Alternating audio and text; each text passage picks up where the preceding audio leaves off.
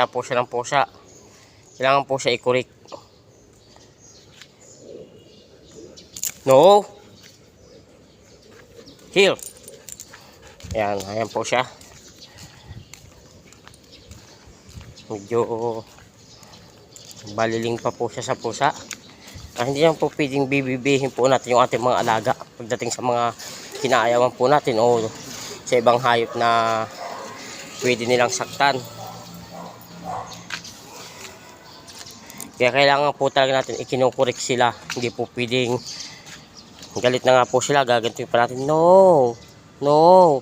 Kailangan po natin tasan yung boses natin upang maisip po nila na uy, ganito pala pag pinagagalitan ako pag gumagawa ko ng hindi maganda sa kapwa ko. Kaya di po pwedeng bibilang tayo ng bibi sa ating mga alaga.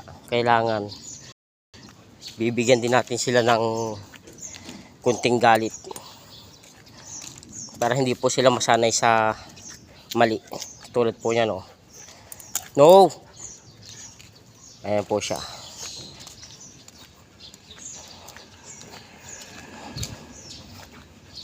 Pag po kasi hinayaan natin, nakahatakin lang natin, hindi natin bibigyan ng koreksyon yung ating list, masasanay po sila ng masasanay. Hanggang po sa aandirin na po tayo ng ating alaga, tayo na pong mahirapan. Kasi hinahayaan po natin sila.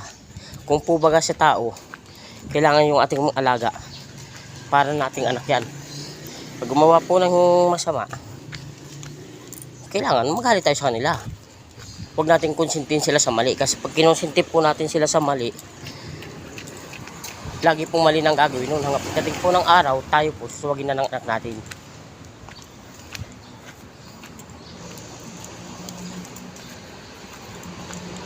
Hindi po pwedeng yung anak natin gumawa na ng hindi maganda, kukonsintin pa natin.